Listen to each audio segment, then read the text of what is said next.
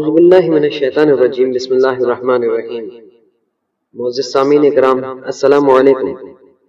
ایک بار پھر ایک سبق آموز قصے کے ساتھ آپ کی خدمت میں حاضر ہیں۔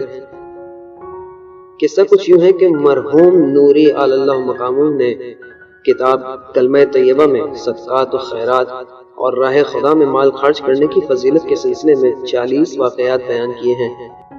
ان میں سے ایک واقعہ جلیل القدر عالم دین اخوند ملا فتح علی کا بیان کیا ہوا ہے، جسے انہوں نے اپنے ایک قابل اعتماد رشتہ دار سے سنا تھا۔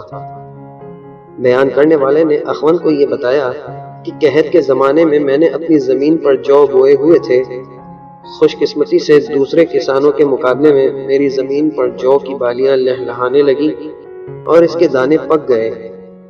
اس زمانے میں ہر طبقے کے لوگ سختی اور بھوک کا شکار تھے۔ یہ صورتحال دیکھ کر میرا دل بھر آیا اور میں نے اپنی کاشت کی ہوئی فصل سے فائدہ نہ اٹھانے کا فیصلہ کر لیا۔ چنانچہ میں نے مسجد جا کر بلند آواز سے یہ اعلان کر دیا کہ میں نے فلاں حصے کی زمین پر کاشت کی ہوئی ہے اور وہ فصل چھوڑ دی ہے، اور اب اس فصل سے کوئی بھی ضرورت مند اپنی اور اپنے اہل و عیال کی ضرورت کے مطابق اس وقت تک لے جا سکتا ہے جب تک یہ ختم نہیں ہو جاتی۔ یہ اعلان سن کر تمام ضرورت مندوں نے اس زمین کا رخ کیا اور روزانہ اپنی ضرورت کے مطابق جو لے جا کر کھانے لگے۔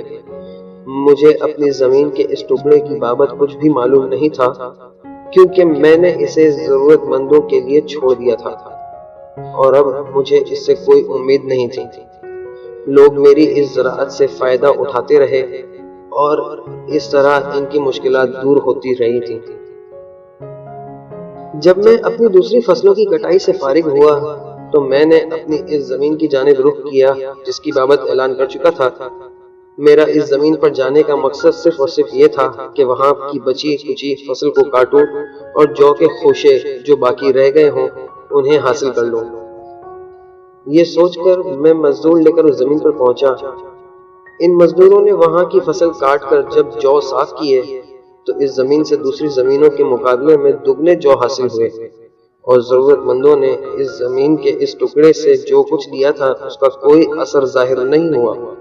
حالانکہ میری زمین کے اس حصے پر ایک بھی بالی باقی نہیں ہونا چاہیے تھی۔ اس سے بھی زیادہ حیرت انگیز بات یہ تھی کہ میری زمین کا وہ ٹکڑا خزاں کے بعد یوں ہی پڑا رہا اور اس پر نہ تو ہل چلایا اور نہ ہی بیج بوئے، لیکن پھر بھی جب برف پگھلی اور موسم بہار کا آغاز ہوا تو میری زمین کا یہ ٹکڑا دوسری تمام زراعتوں سے زیادہ سرسبز و شاداب تھا۔ مجھے یہ دیکھ کر بہت حیرت ہوئی اور میں نے یہ سوچا کہ کہیں مجھے دھوکہ تو نہیں ہو رہا اور زمین کا یہ ٹکڑا کسی اور کا تو نہیں ہے۔ سچ ہے کہ خدا جس کی چاہتا ہے رزق میں اضافہ فرما دیتا ہے۔ اسی طرح اخوند فتح علی بیان فرماتے ہیں کہ ان کے رشتہ داروں میں سے ایک رشتہ دار کے پاس انگور کا باغ تھا۔ یہ باغ شاہراہ عام کے کنارے واقع تھا۔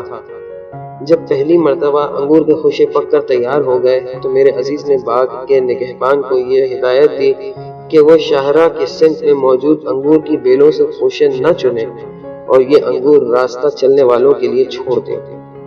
چنانچہ باغ کے اس حصے سے انگور کے خوشے نہیں چنے گئے اور ہر گزرنے والا انہیں کھاتا اور لے جاتا رہا۔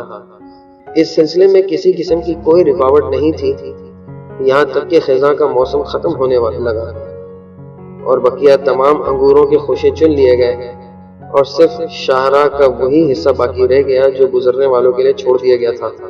اب اس خیال سے کہ شاید کچھ انگور پتوں میں چھپے رہ گئے ہوں اس جگہ انگور چننے کے لیے گئے تو معلوم ہوا کہ یہاں دوسرے حصوں کے مقابلے میں کہیں زیادہ انگور موجود ہیں۔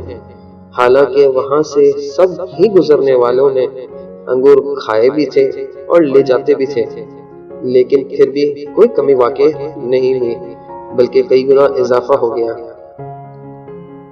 مرحوم یہ واقعہ بھی نقل کرتے ہیں کہ وہ ہر سال گندم کی صفائی کر کے گھر لانے سے پہلے اس کی زکوٰۃ ادا کر دیا کرتے تھے، کیونکہ ان کے خیال میں زکوٰۃ کے سلسلے میں تاخیر کرنا اچھا نہیں تھا۔ ایک سال انہوں نے بالیوں سے گندم نکال کر انہیں فقراء و مستحقین کے حوالے کیا اور باقی بالیاں گھر لے آئے۔ گھر آ کر انہوں نے جب بالیوں سے گندم نکالا تو معلوم ہوا کہ فقراء و مستحقین کو جو زکوٰۃ کی مقدار گندم ادا کرنے کے باوجود ان کے گلے میں کسی قسم کی کوئی کمی واقع نہیں ہوئی تھی۔ اسی کتاب میں مرحوم حاجی مہدی سلطان آبادی کے حوالے سے ان کا یہ قصہ بیان کیا گیا ہے کہ ایک سال انہوں نے اپنے خرمن سے گندم کی تمام بالیوں کو صاف کر کے تولا اور وہیں اس کی زکوٰۃ ادا کر دی۔ پھر ان کا یہ گلہ ایک مہینے تک اسی خرمن میں پڑا رہا۔ وہاں سے جانور اور چوہے کھاتے رہے، لیکن اس کے باوجود جب انہوں نے اسے تولا تو یہ اتنا ہی تھا جتنا شروع میں زکوٰۃ ادا کرنے سے پہلے تھا، اور اس کی مقدار میں کوئی کمی واقع نہیں ہوئی تھی۔ سچ کہتے ہیں جسے خدا چاہتا ہے رزق میں برکت عطا فرما دیتا ہے۔